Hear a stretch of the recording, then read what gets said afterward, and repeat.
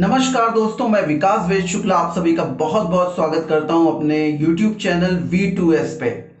दोस्तों, अपने 8 साल के टीचिंग एक्सपीरियंस में मैं ढेर सारे स्टूडेंट्स से मिला और मैंने ये भी नोटिस किया कि उनके पास क्षमता की कोई कमी नहीं थी और वे सभी हार्ड वर्किंग थे।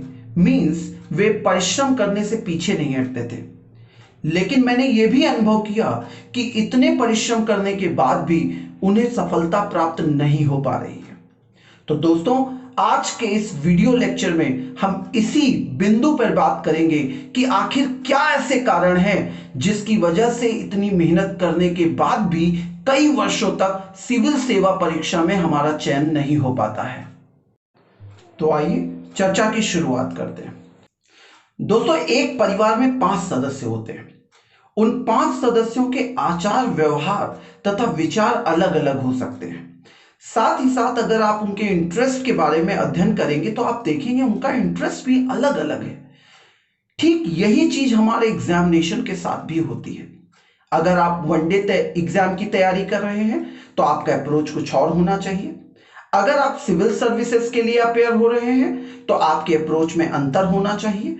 इनफैक्ट जब आप आईएएस का पेपर देते हैं या आप तैयारी कर रहे हैं पीसीएस की, तब भी आपके अप्रोच में थोड़ा अंतर होना चाहिए। लेकिन एक सबसे बड़ी विडंबना हमारे साथ यह है कि हम अपना लक्ष्य तो निर्धारित कर लेते हैं, लेकिन अपनी तैयारी करने का तरीका है उसे हम बदलते नहीं हैं। हमारी जो असफलता का मूल है वो इसी बात में छुपा हुआ है। तो अगर आपको सफल होना है तो आपको यह ध्यान रखना है कि आप किस परीक्षा की तैयारी कर रहे हैं और उसका नेचर क्या है।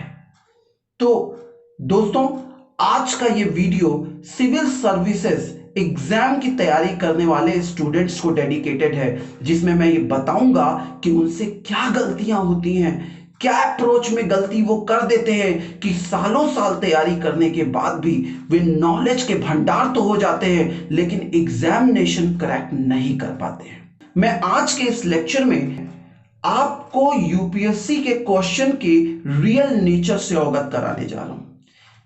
इसके लिए मैं एक प्रश्न का उदाहरण भी लूंगा। मेरे इस वीडियो का मोटिव आज किसी टॉपिक को कवर करना नहीं है, बल्कि आपके अप्रोच को ठीक करना है।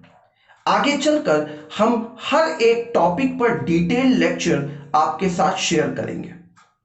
लेकिन आज के इस लेक्चर का मूल महत्व इस बात में छुपा हुआ है कि आखिर हमारी असफलता का कारण क्या है।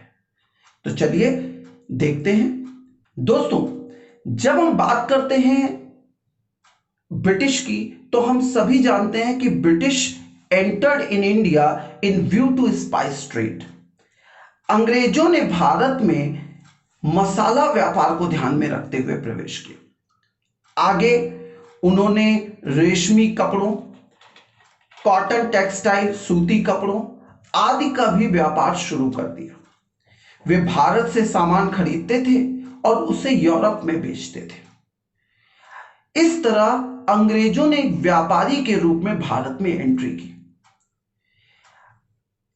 इनके व्यापार की शुरुआत भारत में 1611 में आंध्र प्रदेश में स्थित मसूलीपट्टनम से हुई।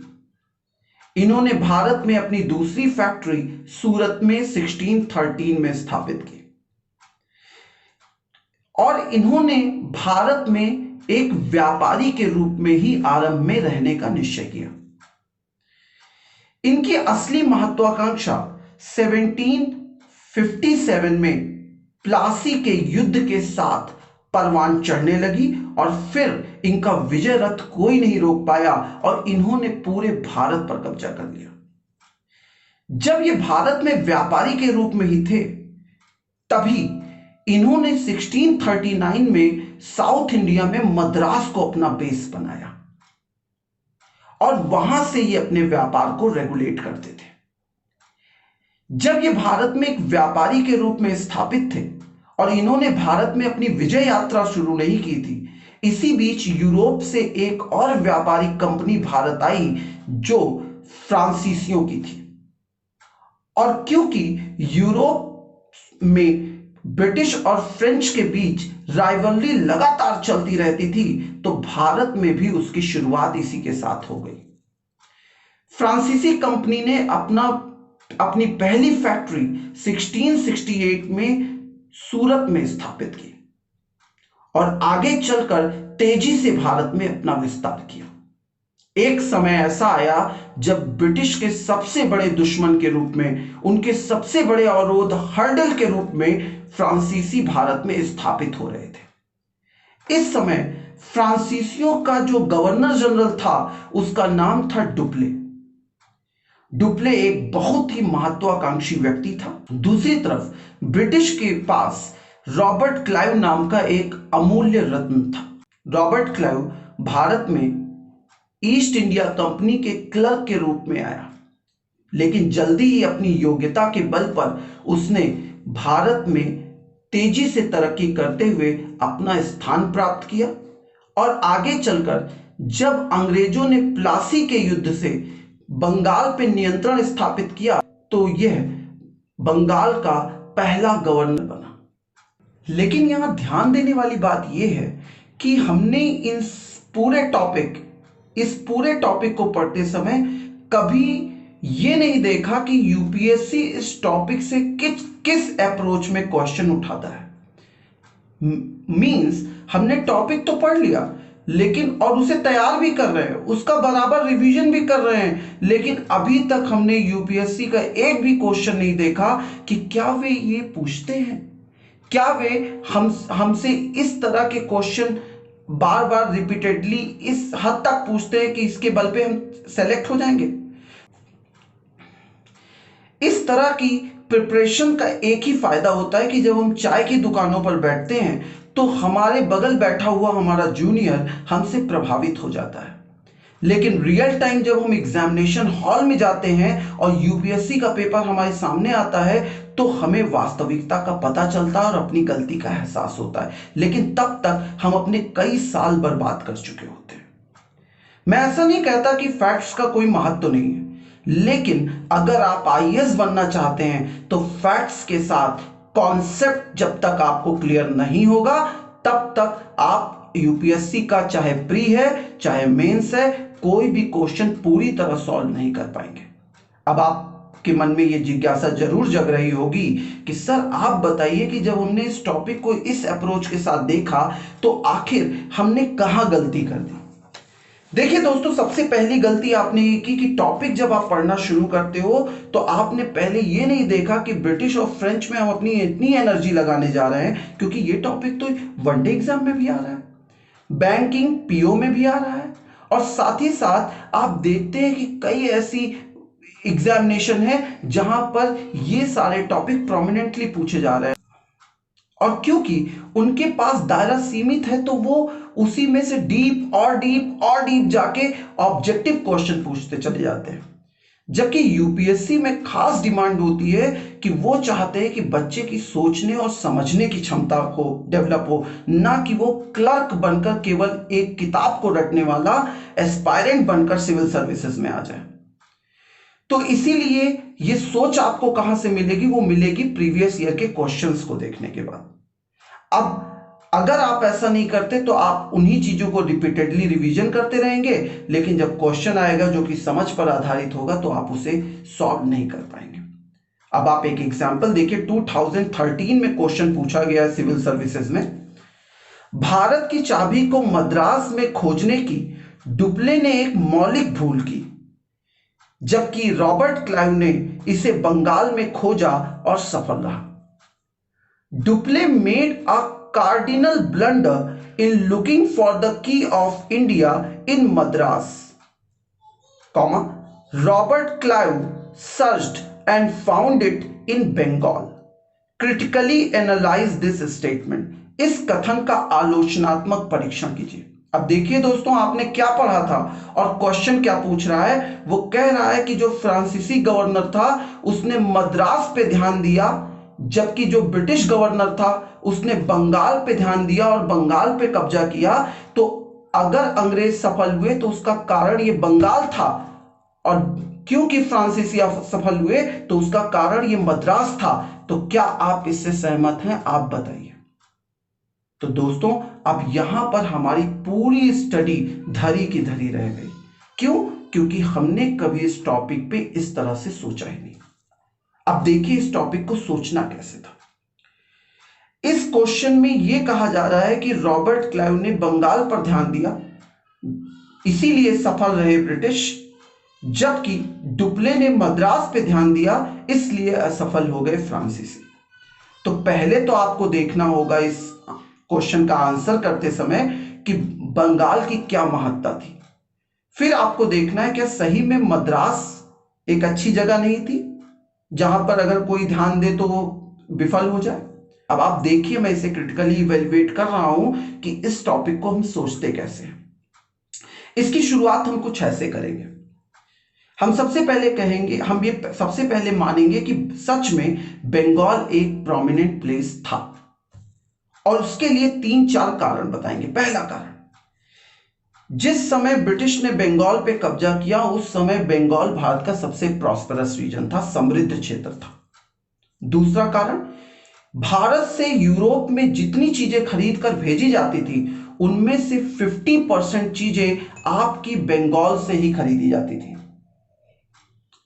तो इस तरह मैक्सिमम चीजें बंगाल से लेने के कारण बंगाल की महत्ता बढ़ गई। और क्योंकि ब्रिटिश का वहां कब्जा हुआ तो बट ऑब्वियस है ब्रिटिश के पास ज्यादा अपॉर्चुनिटीज थी। साथ ही साथ 1717 में मुगल एम्परर फारूक सियर ने ब्रिटिश से कहा था कि आप 3000 रुपए हमें सालाना दे दीजिए, फिर टैक्स रहित व्यापार कीजिए। तो इसका भी फायदा अंग्रेजों को वहां मिला जब उन्होंने बंगाल में अपना ध्यान केंद्रित किया।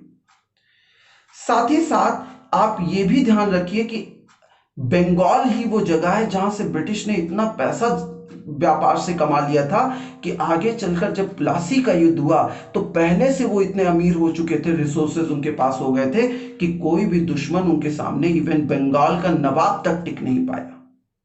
तो बंगाल की तो महत्ता थी। लेकिन आगे आप कहेंगे लेकिन डुप्ले का मद्रास को चुनना भी गलत नहीं माना जा सकता। उसके पीछे कारण क्या है? क्योंकि मद्रास भी वो जगह थी जो सीधे ट्रेड रूट से जुड़ी हुई थी। बंगाल की खाड़ी, बे ऑफ बंगाल, अरब सागर, Arabian sea and Indian ocean, ये तीनों के व्यापार से सीधे आपका मद्रास जुड़ा हुआ था। साथ ही साथ डुप्ले, जो कि एक बहुत ही योग्य गवर्नर जनरल था फ्रांसीसियों का, उसने ये निर्णय लिया था कि वो भारतीय राजाओं के आपसी मामलों में इंटरफेयर करके यहीं से इनकम जनरेट करेगा और उसी से भारतीय वस्तुएं खरीदेगा। मतलब एक भी पैसे का इन्वेस्ट किए बिना उसने भारत से चीजों को खरीदने की एक ऐसी एम्बिशियस योजना बनाई थी जो अगर सफल हो जाती तो फिर फ्रांसीसियों को किसी भी तरह का भारत में भय नहीं हो सकता था। लेकिन आगे चलकर प्रश्न यह उठता है, जब दोनों का निर्णय सही था तो आखिर फ्रांसीसी फेल क्यों हो गए? एक्चुअली जो प्रॉब्लम थी वो फ्रेंच कंपनी के स्ट्रक्चर में थी। फ्रांसीसी कंपनी एक सरकारी कंपनी थी जिसका नियंत्रण फ्रांस की सरकार करती थी, जबकि ब्रिटिश कंपनी एक ज्वाइंट स्टॉक कंपनी थी जो कि ब्रिटेन के व्यापारियों ने बनाई थी और जिस पे सरकारी नियंत्रण ना के बराबर होता था। फ्रांसीसी कंपनी का पूरा प्रबंधन, पूरा मैनेजमेंट भी अयोग्य लोगों द्वारा देखा जा रहा था, जिससे उनको इस बात का ज्ञान ही नहीं था कि उन्हें अगला कदम भारत में स्थापित होने के लिए क्या उठाना चाहिए। जबकि ब्रिटिश के पास एक से एक योग्य अधिकारी मिलते रहे। रॉबर्ट क्लाइव के बाद भी कई ऐसे अधिकारी आए जिन्होंने उसकी नीतियों को आगे बढ़ाया और ब्रिटिश के उद्देश्य को कभी भी अपने से दूर नहीं जाने दिया।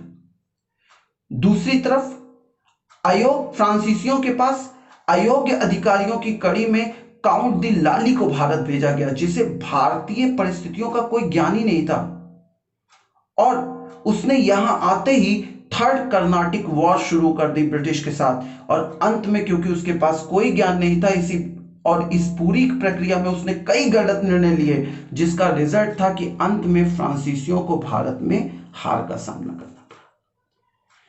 तो इस तरह हम कह सकते हैं कि ना बंगाल का चयन करना ब्रिटिश द्वारा उनकी सफलता का कारण है, ना डुप्ले द्वारा मद्रास का चयन करना उनकी विफलता का कारण है। एक्चुअली फ्रांसीसी जो विफल हुए उसका मूल कारण था फ्रांसीसी कंपनी की संरचना और उसके प्रबंधन का स्वरूप, और साथ ही साथ अयोग्य उत्तराधिकारी जो कि डुप्ले के बाद गवर्नर जनरल बनकर भारत आए।